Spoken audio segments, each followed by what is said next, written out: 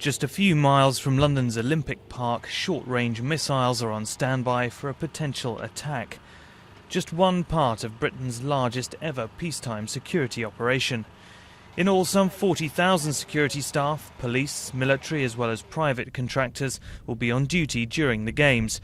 They'll patrol the streets, the skies and the River Thames, aided by a vast network of surveillance cameras. There is no specific threat to the Olympics. What we are doing is making prudent and appropriate preparations, having them in place in that very unlikely event that a threat should manifest itself. And that is something that I think the British public would expect us to be ready to be able to do.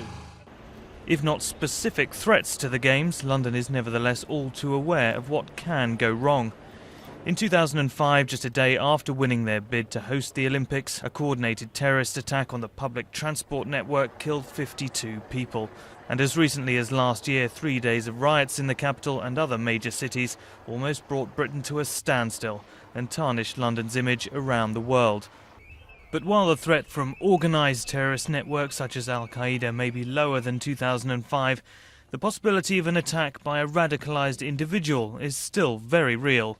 So the really big worry is the lone wolf, the group or the person acting alone, maybe with a similar ideologies, maybe with Al-Qaeda as its kind of mantra, but people who just are not known, acting alone, haven't gone to the training camps in Pakistan, Afghanistan or Yemen or Somalia, and are simply off the radar. But as well as remaining alert for a lone wolf, there's also the more mundane policing of ticket touts, protests and hundreds of thousands of sports fans.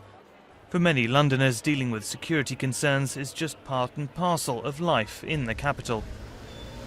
If you've lived in London a long time or you've commuted into London, you have to remember that we also went through all the years of the IRA